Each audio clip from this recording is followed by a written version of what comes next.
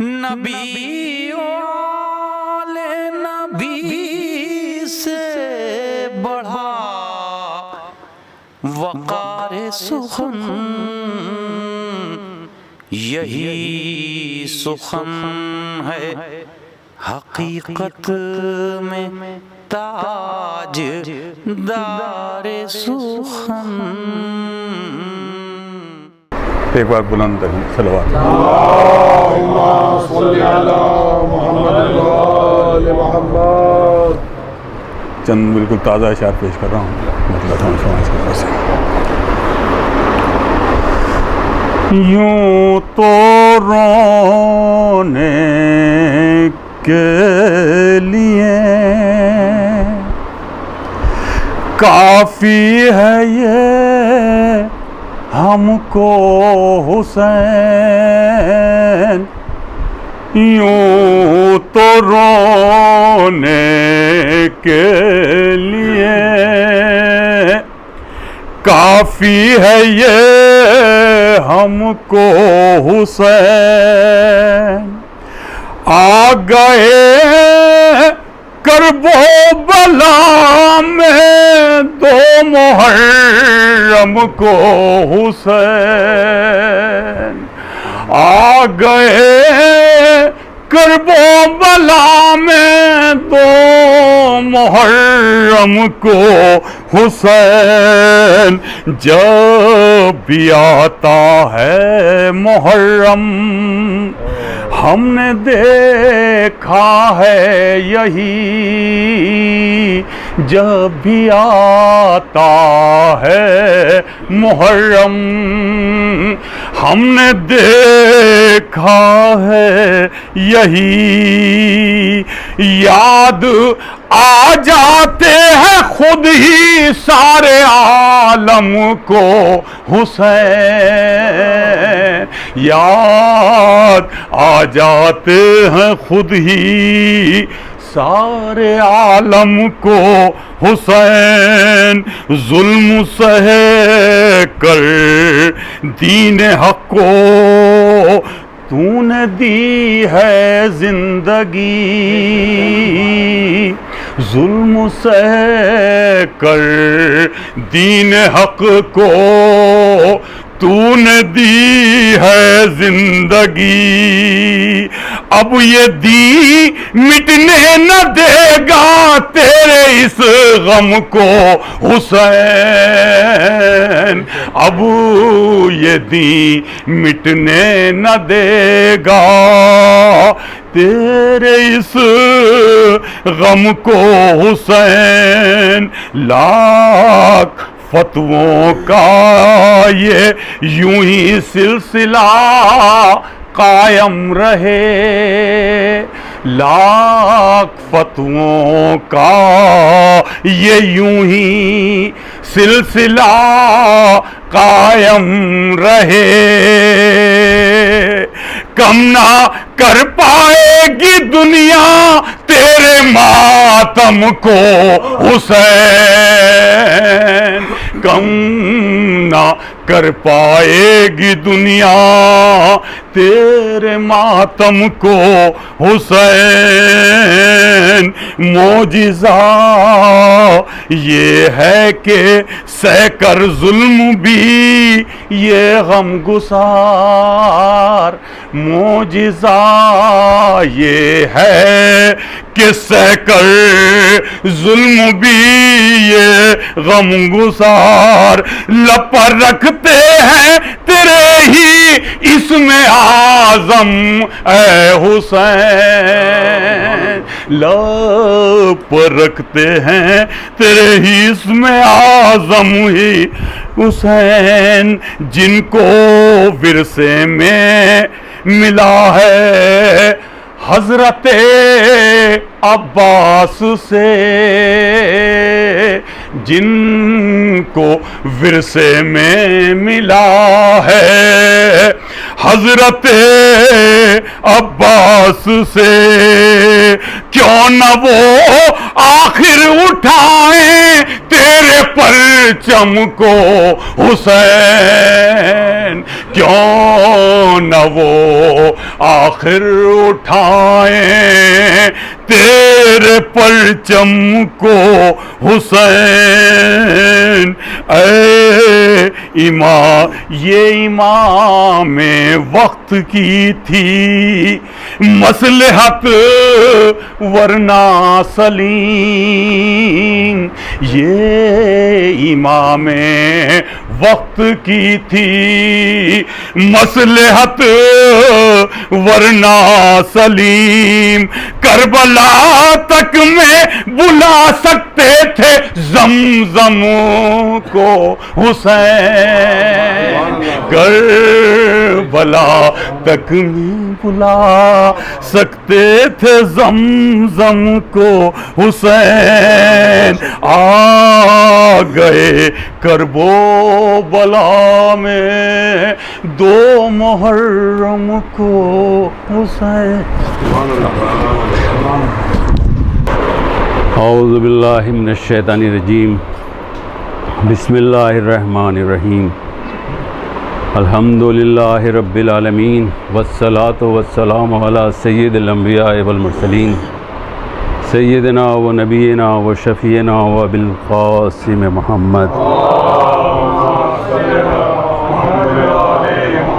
وآلہ الطیبین الطاہرین المعصومین المظلومین، اما بعد فقد قال اللہ تبارک و تعالی فی کتابہ المبین وہو اصدق القائلین وقولہ الحق، بسم اللہ الرحمن الرحیم، والذین ہاجروا فی سبیل اللہ ثم قتلوا او ماتوا مما رزقناہم اللہ خیر الرازقین۔ صلوات۔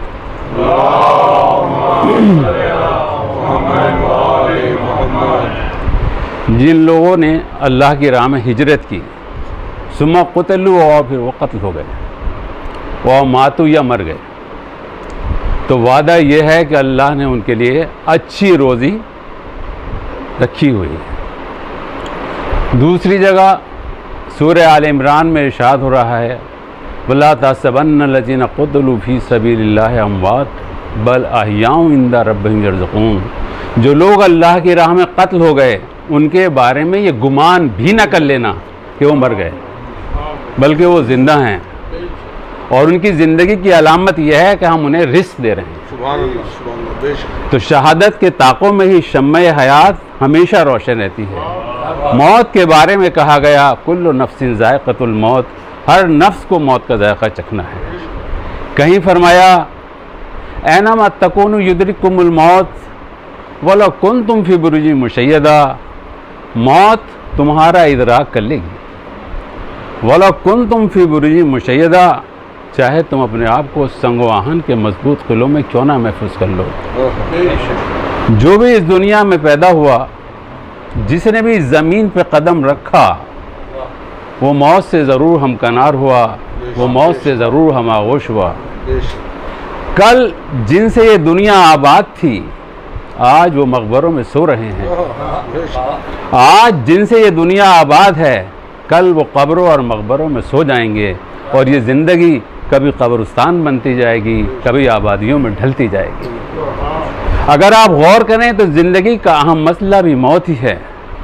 یہ موت ہی ہے جو اقتدار کی طاقت کو ایک ہاتھ سے دوسرے ہاتھ میں بدل دیتی ہے۔ یہ موت ہی ہے جو ہر بہار کو خزاں میں تبدیل کر لیتی ہے۔ یہ موت ہی ہے جو حقیقتوں کو خوابوں میں ڈھال لیتی ہے۔ یہ موت ہی ہے جو حال کو ماضی بنا دیتی ہے۔ یہ موت ہی ہے جو مستقبل کی تمناؤں کو خاک میں ملا دیتی ہے۔ یہ موت ہی ہے جو جیتے جی انسان کو دھمکاتی رہتی ہے۔ یہ اور بات ہے کہ انسان ایک ایسا حیوان ناطق ہے کہ جتنا جس سے ڈرتا ہے اتنا ہی اس سے بے خوف ہونے کا اظہار بھی کرتا ہے، ورنہ یہ کہنا بالکل بے بنیاد ہے کہ ہم موت سے نہیں ڈرتے۔ ورنہ جب کبھی بھی موسم خراب ہوتا ہے اور اچانک پلین میں کوئی ڈیفیکٹ آتا ہے تو وہ ہوائی جہازوں پہ اڑنے والوں کے چہروں کے بدلتے ہوئے رنگ بتاتے ہیں کہ انسان موت سے کتنا ڈرتا ہے۔ انسان کو زندگی کی پرواہ ہوتی ہے کبھی والدین کے لیے، انسان کو زندگی کی پرواہ ہوتی ہے کبھی اہل و عیال کے لیے، انسان کو زندگی کی پرواہ ہوتی ہے کبھی اقتدار کے لیے۔ زندگی ایک ایسی شے ہے جس سے ہم نے کبھی کسی انسان کو سیراب ہوتے ہوئے نہیں دیکھا، ہم نے کبھی کسی کو یہ کہتے ہوئے نہیں سنا کہ ہم جینے سے بیزار ہو چکے۔ اگر کسی نے کہا تو اخلاقاً نہیں کہا، ورنہ جہاں ذرا سی طبیعت خراب ہوئی فوراً ڈاکٹر کو ٹیلی فون اٹھانے کا مقصد ہی ہمیں بتاتا ہے کہ انسان از خود موت نہیں چاہتا، انسان حیات چاہتا ہے۔ بس اسی کا اعلان قرآن مجید نے کیا، اینما تکونوا یدرککم الموت، موت تمہارا ادراک کر لے گی، موت تم تک پہنچ جائے گی، موت تمہیں تلاش کر لے گی، موت تمہیں ڈھونڈ لے گی۔ وَلَا كُنْتُمْ فِي بُرُوجٍ مُشَيَّدَةٍ، چاہے تم اپنے آپ کو سنگ و آہن کے مضبوط قلعوں میں کیوں نہ محفوظ کر لو۔ یعنی یہ اس بات کی طرف اشارہ ہے کہ موت صرف حقیر و فقیر و غریب و مسکین و مستقین ہی کے لیے نہیں ہوتی، بلکہ جب موت آتی ہے تو دولت سرا میں بھی داخل ہوتی ہے، جب موت آتی ہے تو بھی تخت و تاج کی بھی پرواہ نہیں کرتی، جب موت آتی ہے تو اپنے شکنجے میں جکڑتے وقت یہ نہیں دیکھتی کہ انسان کا معیار کیا ہے، اس کا اسٹیٹس کیا ہے، یہ عالم ہے کہ جاہل، یہ امیر ہے کہ غریب، یہ بچہ ہے کہ جوان، یہ جوان ہے کہ ادھیڑ، یہ ادھیڑ ہے کہ بوڑھا، یہ زندگی کی شاہراہ کے کتنے قدم طے کر چکا ہے۔ موت کے بارے میں کوئی پیشنگوئی بھی نہیں کی جا سکتی۔ البتہ یہ ضرور ہے کہ جب نجومی کسی کی زندگی کے بارے میں بتا رہا ہوتا ہے، لیکن جب موت آتی ہے تو پتہ چلتا ہے کہ ہاتھ کی لکیریں بھی بدل گئیں۔ بس اسی کا اعلان قرآن مجید نے کیا، وَلَا تَدْرِي نَفْسٌ بِأَيِّ أَرْضٍ تَمُوتُ، اور کوئی شخص نہیں جانتا کہ وہ کہاں مرے گا۔ وہ بادشاہ نے جبروت کے جن کے لشکروں کی دھمک سے زندگی کا دل ہلتا تھا، جب موت ان تک آئی ہے تو وہ بھی اس خاموشی سے مرے ہیں جیسے کہ ابھی زندہ ہی نہ تھے۔ ہم نے ان کو بھی دیکھا کہ جن کے ایک اشارے پہ دوسروں کو موت کے گھاٹ اتار دیا جاتا تھا، جب موت ان تک آئی ہے تو انہوں نے بھی اس بے بسی اور بے کسی سے اپنی زندگی کو موت کے حوالے کیا ہے جس سے ان کو کوئی والی و وارث ہی نہ تھا۔ ہم نے ایک منظر دیکھا ہے جس میں ہم نے بادشاہت کو بھی دیکھا اور اس کے ساتھ ساتھ نبوت کو بھی دیکھا۔ یہ منظر ہمیں جناب سلیمان کی حیات میں نظر آتا ہے، ایک نبی جو بادشاہ بھی بنایا گیا، ایک بادشاہ جو نبی بھی بنایا گیا، تاکہ دنیا کو بتا سکے کہ بادشاہت کس کا نام ہے، کہ تلوار کی دھار کا نام بادشاہت نہیں ہے، سکے کی جھنکار کا نام بادشاہت نہیں ہے، خوشامد درباریوں کا نام بادشاہت نہیں ہے، لباس ملکوتیت کا نام بادشاہت نہیں ہے، بلکہ الہی قانون کے مطابق عدل و انصاف سے حکومت کرنے کا نام بادشاہت ہے۔ ایسی بادشاہت جس میں ایک چونٹی بھی اپنے آپ کو محفوظ تصور کرتی ہو۔ یاد کیجئے کہ وہ منظر جب جناب سلیمان کا لشکر گزر رہا تھا، جناب سلیمان کے ساتھ خدم و خشم کا ہجوم تھا کہ جناب سلیمان کے راستے میں چونٹی حائل ہو گئی، جناب سلیمان کی سواری رک گئی، جناب سلیمان اپنی سواری سے اٹھتے اور اس چونٹی کو اپنی ہتھیلی پہ اٹھا کے کہا، اے چونٹی یہ بتا کہ تم میرے راستے میں کیوں حائل ہوئی؟ چونٹی نے عرض کی، سلیمان چونکہ میں جانتی ہوں کہ آپ نبی بھی ہو بادشاہ ہونے کے ساتھ ساتھ، لہذا آپ کسی بے خطا کی جان نہیں لیں گے، آپ کسی کا قتل نہیں کریں گے، آپ کسی کی زندگی کو ضائع و برباد نہیں کریں گے۔ تو الوہیت بادشاہت کا تصور یہ ہے کہ کسی بے خطا کی جان نہ لی جائے، کسی کے ساتھ ظلم نہ کیا جائے، کسی کی زندگی کو ضائع و برباد نہ کیا جائے۔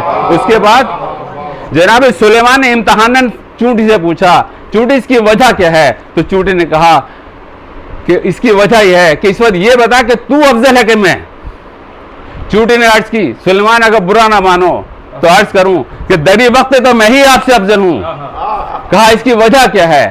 چونٹی نے عرض کی، سلیمان اس وقت آپ کے قدم زمین پر ہیں اور میرے قدم ایک نبی کے ہاتھ پر ہیں۔ تو ایک ننھی سی چونٹی،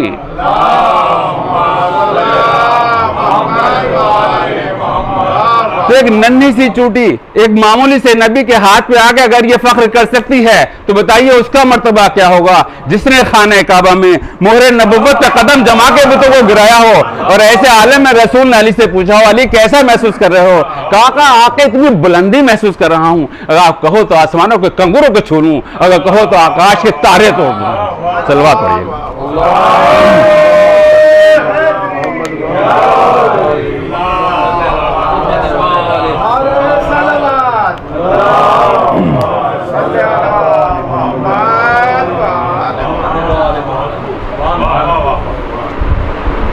اب یہی سلیمان ہمیں اس انداز میں نظر آتے ہیں کہ جناب سلیمان نے ایک وسیع میدان میں ایک بہت بڑا محل تیار کیا اور کہا میری جتنی بھی رعایا ہے وہ اس محل کے سامنے میدان میں جمع ہو جائے تاکہ میں اپنے حد اقتدار کو دیکھ سکوں، تاکہ میں اپنے حد اختیار کو دیکھ سکوں کہ میری حکومت کہاں تک ہے، میری رسائی کہاں تک ہے۔ تمام رعایا جناب سلیمان کے محل کے سامنے جمع ہو گئی۔ اب جناب سلیمان محل کی بلندی کی طرف چلے اور یہ کہتے ہوئے چلے کہ خبردار جہاں میں جا رہا ہوں وہاں کوئی نہ آئے۔ اب جو محل کی بلندی پہ پہنچے تو سلیمان کے کانوں میں کسی قدموں کی آہٹ نظر آئی۔ سلیمان نے پلٹ کے دیکھا کہ حریر و دیبا کے پردوں کو ہٹاتا وہ کوئی چلا آ رہا ہے۔ سلیمان نے عرض کی کہ آنے والے تجھے نہیں معلوم کہ میں نے اعلان کیا تھا کہ جہاں میں جا رہا ہوں وہاں کوئی نہ آئے؟ کہا میں جہاں چاہوں وہاں جا سکتا ہوں۔ سلیمان فوراً سمجھ گئے کہ یہ موت کا فرشتہ ہے، اور آپ جانتے ہیں کہ اس موت کے فرشتے نے جناب سلیمان کو بیٹھنے کی بھی اجازت نہیں دی اور ان کی روح قبض کر لی۔ تو جناب سلیمان کا مقصد کیا تھا کہ اپنے اقتدار کی حد معلوم کرنے، فوراً فرشتے نے آ کے ان کی حد بتا دی۔ کہا سلیمان تمہاری معصوم زبان سے ایک جملہ نکل گیا تھا کہ جہاں میں جا رہا ہوں وہاں کوئی نہ آئے، تو لو میں آ گیا۔ یہ آنے والا فرشتہ بھی معصوم تھا، اس کی بھی زبان سے ایک جملہ نکل گیا کہ سلیمان میں جہاں چاہوں وہاں جا سکتا ہوں۔ اس فرشتے کو بھی صدیوں کے بعد جواب دیا گیا۔ وہ سلیمان کا دربار تھا جہاں یہ حریر و دیبا کے پردوں کو ہٹاتا ہوا چلا آیا، یہ دروازے سیدہ ہے جہاں اسے رکنا پڑے گا۔ اور رسول عرض کریں گے اے میری پارے جگر، یہ تمہاری ڈیوٹی کا شرف ہے، یہ تمہارے در کی قدر ہے کہ موت کا فرشتہ بھی بغیر تمہاری اجازت کے تمہارے گھر میں قدم رکھ نہیں سکتا۔ اگر تم اجازت دو گی تو یہ اندر آئے گا، ورنہ واپس پلٹ جائے گا۔ تو آج میں نے موت کی حد ڈھونڈ لی، آج میں نے موت کی سرحد تلاش کر لی۔ موت جہاں بے کس ہے، موت جہاں لاچار ہے، موت جہاں بے کسی کا شکار ہے، وہ کسی بادشاہ کا دروازہ نہیں ہے، وہ جناب فاطمہ زہرا کا دروازہ ہے۔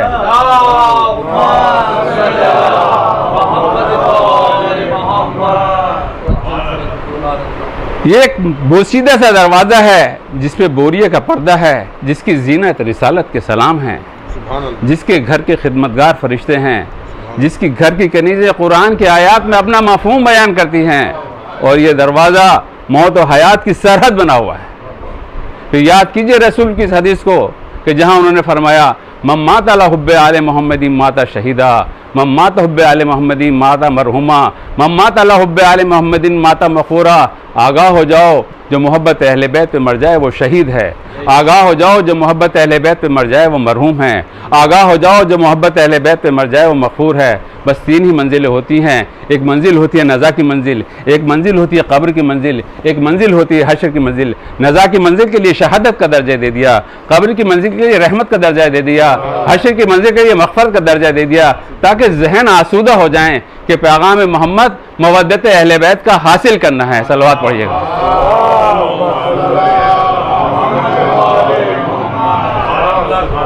کیونکہ حیات صرف ذہن سے سوچنے کا نام نہیں ہے، حیات صرف آنکھوں سے دیکھنے کا نام نہیں ہے، حیات صرف زبان سے بولنے کا نام نہیں ہے، حیات صرف ہاتھوں کی حرکت کا نام نہیں ہے، حیات صرف قدموں سے چلنے کا نام نہیں ہے، حیات صرف دل کی دھڑکنوں کا نام نہیں ہے، بلکہ حیات نام ہے ذہن رساں کا، حیات نام ہے آنکھوں کی پاکیزگی کا، حیات نام ہے زبان کی صداقت کا، حیات نام ہے ہاتھوں سے مظلوم کی حمایت کا، حیات نام ہے قدموں کو صراط مستقیم گامزن کرنے کا، حیات نام ہے دل کی دھڑکنوں کو محبت اہل بیت پہ ہم آہنگ کرنے کا۔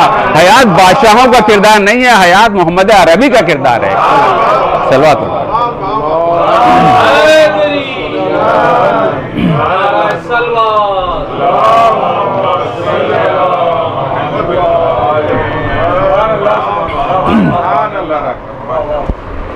لیکن آج مسلمان بجائے اس کے کہ سیرت محمدی سے اپنی سیرت کو سنوارے، چھوٹے چھوٹے مسئلوں میں الجھ کے رہ گیا، چھوٹے چھوٹے جھگڑوں میں پڑ کے رہ گیا کہ رسول 12 کو پیدا ہوئے کہ رسول 17 کو، اور رسول خود اپنی تاریخ ولادت کا اعلان فرما رہے ہیں اول ما خلق اللہ نوری، اللہ نے سب سے پہلے میرا نور خلق کیا۔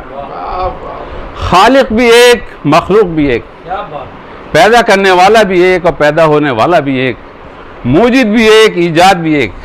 اس احد نے، اس واحد نے اپنی وحدت حقیقی کے تحفظ کے لیے اس نور کو 14 حصوں میں تقسیم کر دیا تاکہ اس کی اپنی وحدانیت محفوظ ہو جائے۔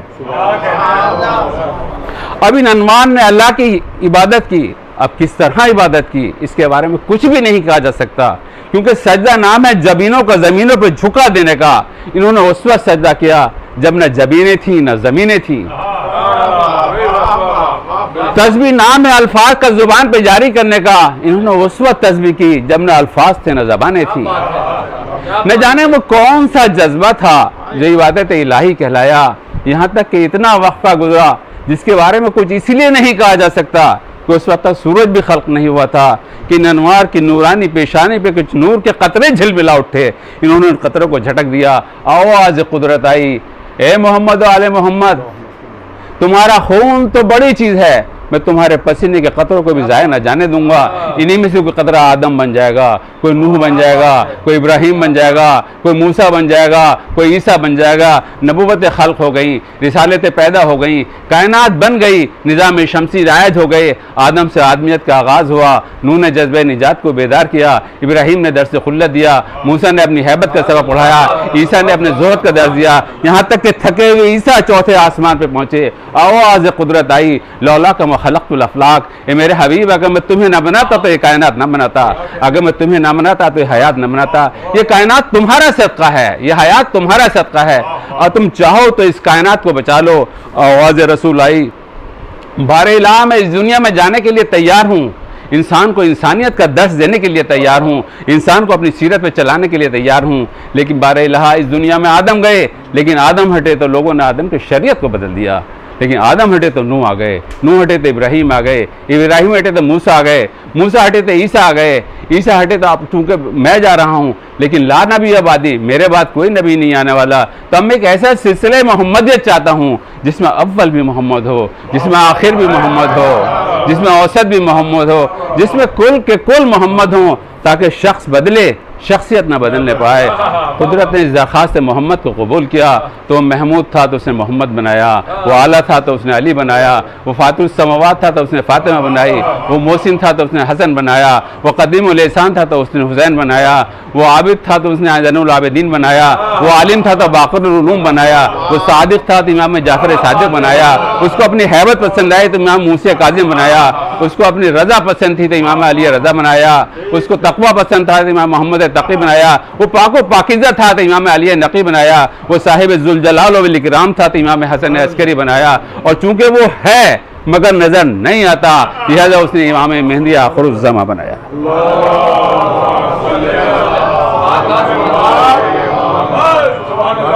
یہ ہے وہ نورانی سلسلہ ہدایت جو اصل اسلام ہے,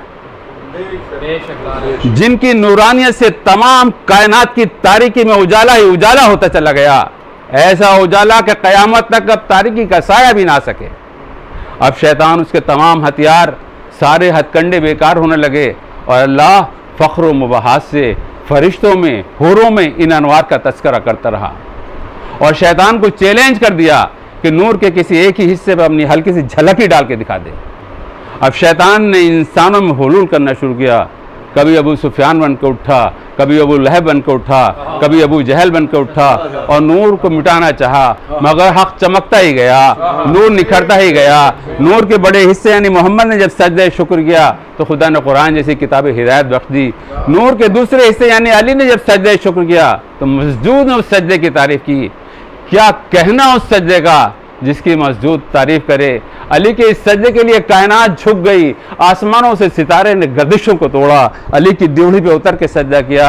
سورج نے اپنی تنابیں توڑی, اپنی ڈائریکشن کو بدلا, علی کے اشارے پر اپنے محور سے پلٹ کے سجدہ کیا. جناب فاطمہ زہرا نے سجدہ کیا تو یہودی کی شادی میں دلہن مردہ تھی, لیکن ابھی سر سجدے سے نہ اٹھا تھا کہ دلہن زندہ ہو گئی. ایک سجدے نے موت سے حیات کو چھین لیا, کفر کو ایمان میں بدل دیا, قدرت الہی کے اصولوں کو الٹ دیا. مگر شیطان اب بھی شرمندہ نہ ہوا, طرح طرح کے بھیس بدلتا رہا, تاریخ اسلام کے دور گزرتے رہے, یہاں تک کہ شیطان یزید کے روپ میں یہ طے کر کے اٹھا کہ نور کے 5ویں حصے کو ایسا بجھا دوں گا کہ قیامت تک تاریکی ہو جائے گی. ادھر حسین نے بھی کہا کہ اس پروردگار کی حشمت و جلالت کی قسم کہ جس کے قبضے قدرت میں میری جان ہے, ایسا سجدہ کروں گا کہ قسم خدا کی قیامت تک کوئی بھی دشمن خدا اس سجدے کی تاب نہ لا سکے گا. اب شیطان نے یزید کی حمایت میں باطل کی پوری طاقت لگا دی, ظلم و جور کے دریا بہا دیے. ادھر حسین بھی شیطان کو چیلنج کر کے چلے, باطل کو آواز دے کے چلے کہ چل اس میدان میں چل جہاں آدم کی آدمیت نے سجدہ کیا, جہاں نوح کی کشتی نے طوفان میں سجدہ کیا, جہاں ابراہیم کی خلت نے سجدہ کیا, جہاں موسیٰ کی ہیبت نے سجدہ کیا, جہاں یوسف کے حسن نے سجدہ کیا, جہاں میرے نانا محمد مصطفیٰ نے سجدہ کیا, جہاں میرے بابا علی مرتضیٰ نے سجدہ کیا, جہاں میرے بھائی حسن مجتبیٰ نے کیا سجدہ کیا. اور اب میرا سجدہ دیکھنا, قسم خدا کی اپنے ایک سجدے سے آدم کو آدمیت کا تاج پہنا کے رکھو. नूह की कश्ती को बचा के रहूंगा, इब्राहिम की खुल्लत में चमक पैदा कर दूंगा, यूसुफ के हुस्न में निखार पैदा कर दूंगा। और सुन खुदा के सबसे बड़े हरीफ सुन, तेरे बातिल का सर ऐसा कुचल डालूंगा कि उसके हड्डियों के टूटने की भी तुझे आवाज ना आएगी। कयामत तक तेरे नाम पे लानत होगी, खाने खुदा पे किसी हुबल की हुकूमत ना होगी। हुसैन चले 28 रजब सन 60 हिजरी को हुसैन चले, मगर किस तरह जर्रे को आफ्ताब में बदला, पीरी को शबा में बदला, बचपन को जवानी में बदला, जवानी को हुस्न की रवानी में बदला, बच्चों में जंग के बलबले देती,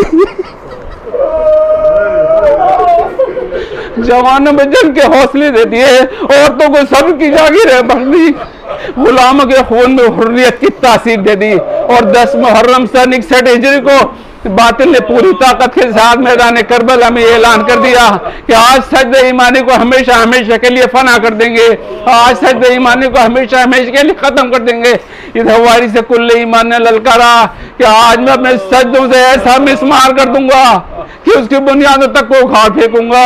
अरे हजारों आशूर का कयामत वाला दिन अजान से शुरू हुआ और सजदे में खत्म हो गए। अकबर की जवानी से शुरू हुआ, हुसैन की ज़ईफ़ी पे खत्म हो गया।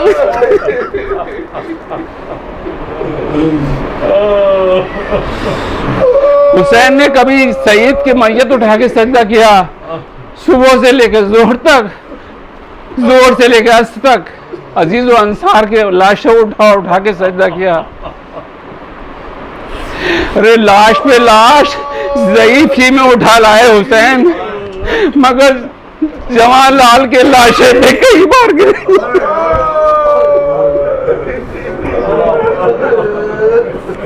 अल्लामा जमील मजहरी कहते हैं कि वो एक जमा की लाश पे सजदा हुसैन का कुदरत भी देखती थी, कलेजा हुसैन का। अरे मकसद बेइज्जत पर हुसैन ने मोहरे तस्दीक उस वक्त सब कर दी जब नन्ही से कब्र खोद के असगर को गाड़ के शब्बीर उठ खड़े हुए दामन को झाड़ के। हाय वो वक्त असर, वो डूबता हुआ सूरज, वो हुसैन के जिसके दामन में अब कोई नेमत बाकी नहीं, खेमे के दरवाजे पे आया, अब भर्राई हुई आवाज में बोला, ए ज़ैनब उम्मे कुलसूम, ए रुकैया और रुबाब और सकीना, ए मेरी अम्मा फिज़्ज़ा, तुम सब पे मेरा आखिरी सलाम। फिर आए एक खेमे में, बीमार बेटे को वसीयत की, कुछ देर वसीयतें करते रहे। तारीख ये तो ना सुन सकी कि क्या बातें हुई, मगर जब उठे तो ये कहते हुए उठे, मेरे लाल, कह रहे शाम से छुप के जब मदीने जाना तो मेरे शियों को मेरा सलाम भेजना, और कहना कि जब कभी मुझ बेकस गरीब का जिक्र सुनना तो ऐसे रोना जैसे कोई जब माँ अपने जवान लाल की आशिक।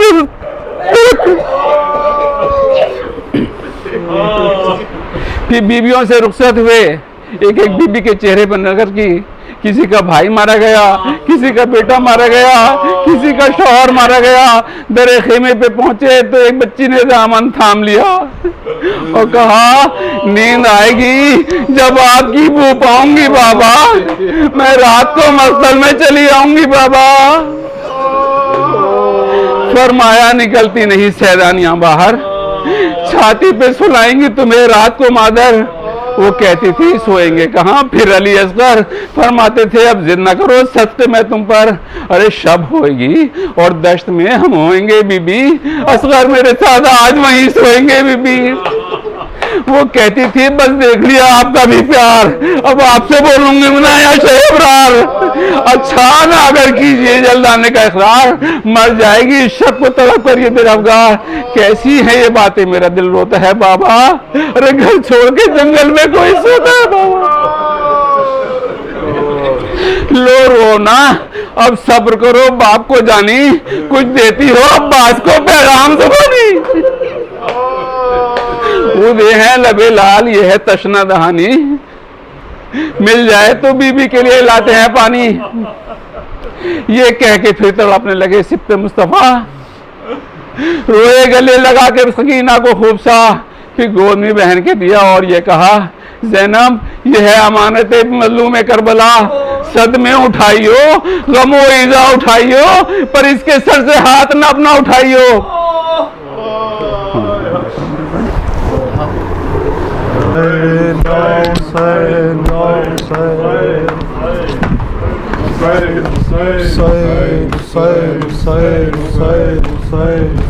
عباس زمانے میں اونچا ہے علم تیرا، عباس زمانے میں اونچا ہے علم تیرا، شاہوں سے کہیں بڑھ کر، شاہوں سے کہیں بڑھ کر ہے شاہ و حشم تیرا، عباس زمانے میں اونچا ہے علم تیرا، رایت کا ہر ایک پنجہ اعلان یہ کرتا ہے، رایت کا ہر ایک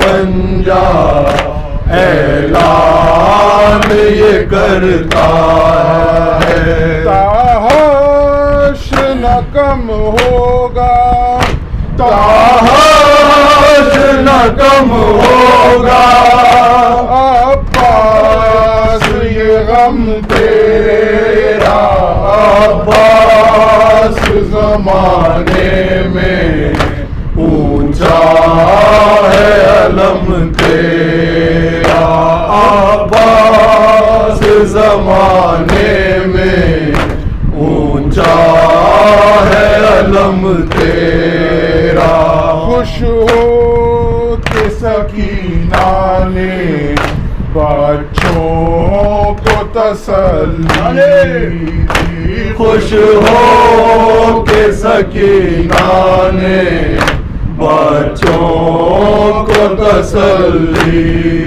دی، دریا کی طرف اٹھا، دریا کی طرف اٹھا، جس وقت قدم تیرا، عباس زمانے میں اونچا ہے علم تیرا، عباس زمانے میں اونچا ہے علم تیرا، دل کی طرح مشکیزہ سینے سے لگایا تھا، دل کی طرح مشکیزہ سینے سے لگایا تھا، پانی نہ تھا جیسے تھا،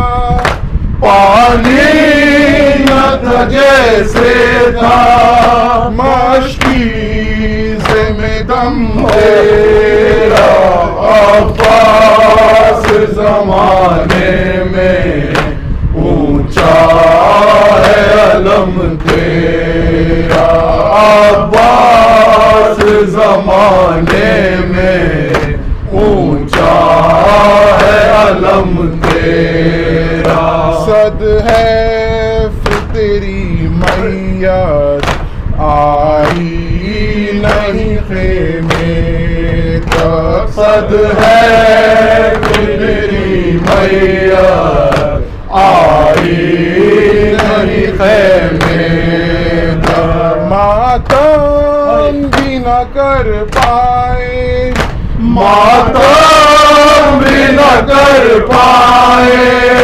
لاشے پہ حرم تیرا، عباس زمانے میں اونچا ہے علم تیرا، عباس زمانے میں اونچا ہے علم تیرا، اے چاند محرم کے تو میں چلا جا.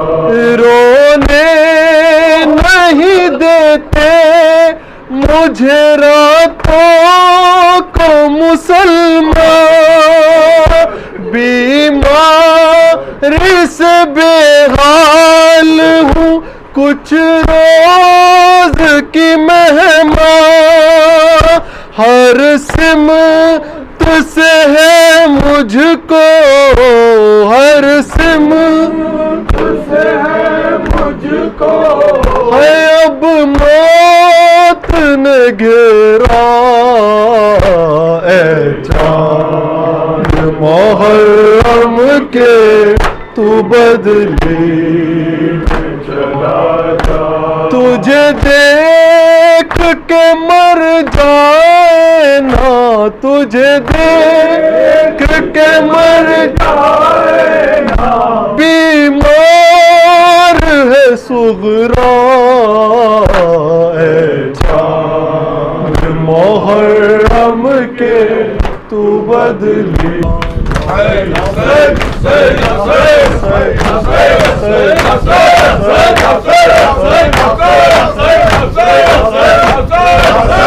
سیدی عباس یا ابوالفضل عباس، سیدی عباس یا ابوالفضل عباس. ہائے سکینہ، ہائے پیاس، ہائے سکینہ، ہائے پیاس، ہائے مظلومہ، ہائے پیاس، ہائے قاسم، ہائے پیاس، ہائے اکبر، ہائے پیاس، ہائے اصغر، ہائے پیاس. حسین